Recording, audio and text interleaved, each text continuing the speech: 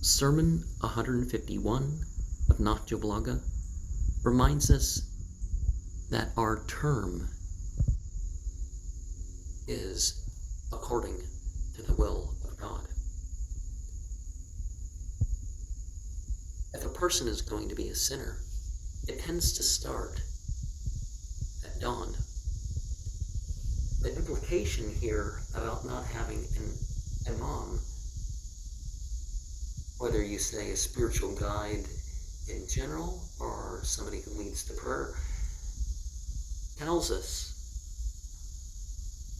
that this is because we hadn't opened our day up with the dawn prayer as we are supposed to.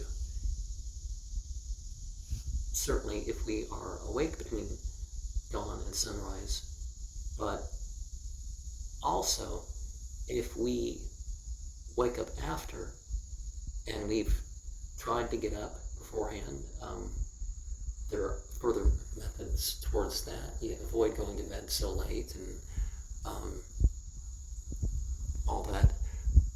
But if you're late, it's not a blame on you because you're asleep.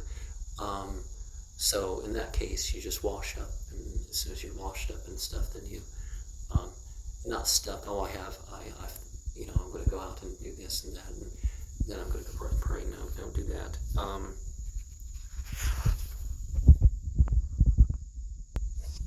People are going to know,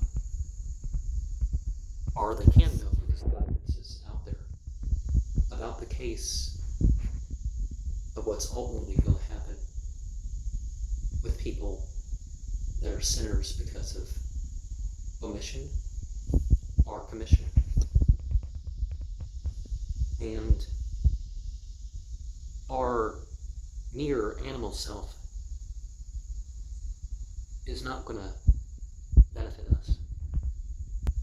We should not be ruled by our mere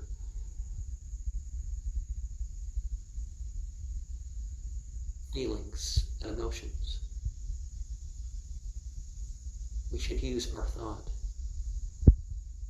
We should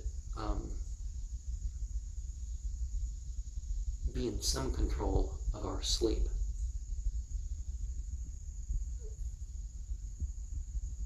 We actually find it healthier to sleep in segments of an hour and a half or so apiece rather than one big lump.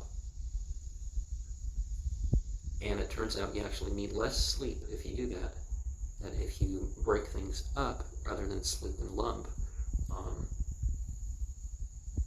You need less sleep, you'll be more rested, sleeping maybe 9 hours instead of 10. If you break those 2 seconds of sleep into 4, or that sort of thing. Particularly making it so you're at least awake in each of the twilights. Now, some areas that's impossible because, the almost complete day in the summer and almost complete night in the winter, but you know what I mean. Or sometimes there's complete, but not really where people live. A little bit of exception to that. And remember how we treat others, because that's going to have an effect on how we are treated.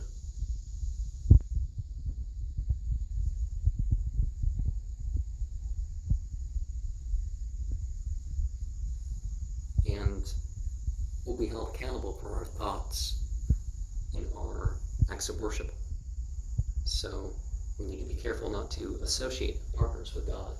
I've even seen prayers, Islamic prayers, where you have somebody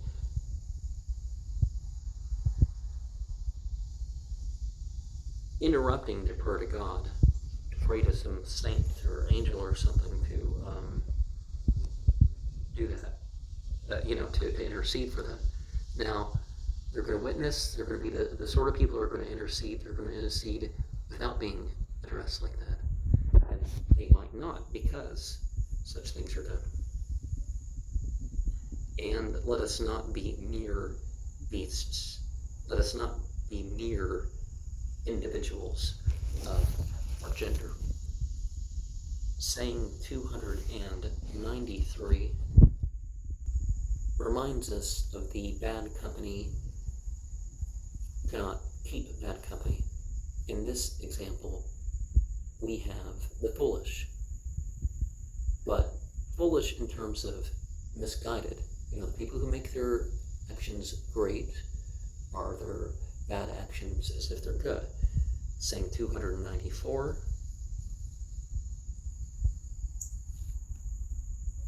Reminds us that the day relates to the journey, relates to the movement of the sun. Now, the Earth rotates, but we find that the sun is moving every bit as much as the Earth, and it rotates on its axis, and others, two things the Quran indicates, because I'm not sure how long ago people still believe that. Well, people still believe that now. People say, I can't accept Islam because Islam says this, the sun rotates and the moon rotates, and I believe that there's a dark side of the moon rather than the moon being light and dark on each side throughout the month, and that there's some other things that are proved, but generally people kind of don't think of those things like reality. Saying 295.